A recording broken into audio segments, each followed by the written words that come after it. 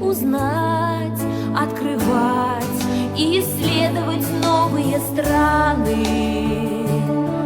переплыть на дельфине моря, океаны, может сесть в звездолет, на Луне побывать.